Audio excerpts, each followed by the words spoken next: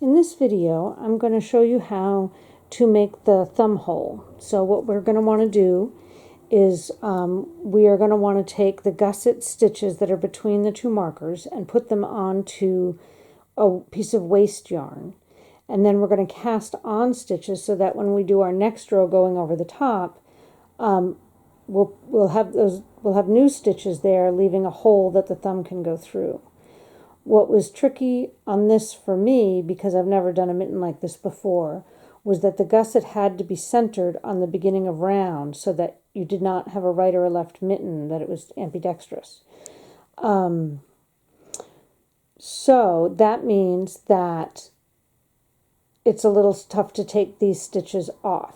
So what I would recommend as the most foolproof way is, since we're working with double pointed needles, I'm going to take the 4 stitches that are on the right side inside the gusset. I'm going to put them on a needle and I'm just going to transfer them over to the other side.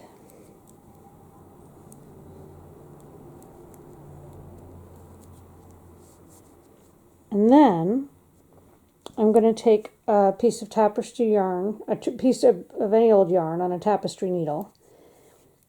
And I'm going to take all of these 9 stitches now, so this way I can go in on the end with my needle and just pick them all 9 stitches up. 4, 5, 6, 7, 8, 9, and I can lose that marker. And then pull this through. And these guys can just hang out here. So now those are ready to be on a rest. We've cut our yarn, so we've left some tails here. And now it's going to be time to cast on new stitches to continue going up our mitten, leaving a hole. And we're going to do that next by casting on 5 new stitches. So I'm going to make it longer. So any method you would like to use to cast on works.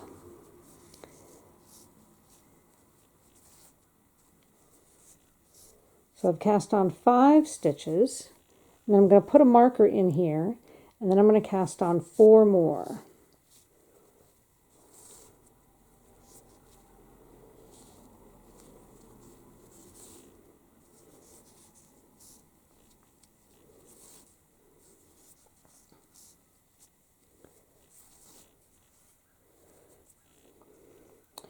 So from there, I'm going to just finish knitting this round, which, if I look at our chart, means my next stitch is going to be gray, because I'm on the small size mitten.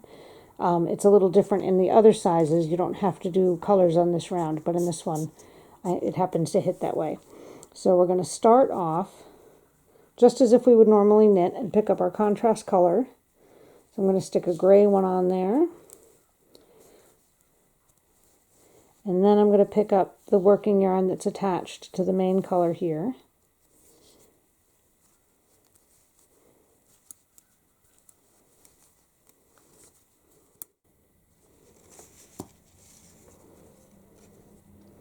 When I finish the row, and I'm left with this funny open section here, and I see that my beginning of round marker is here, what I want to do is get these 4 stitches to be on this side.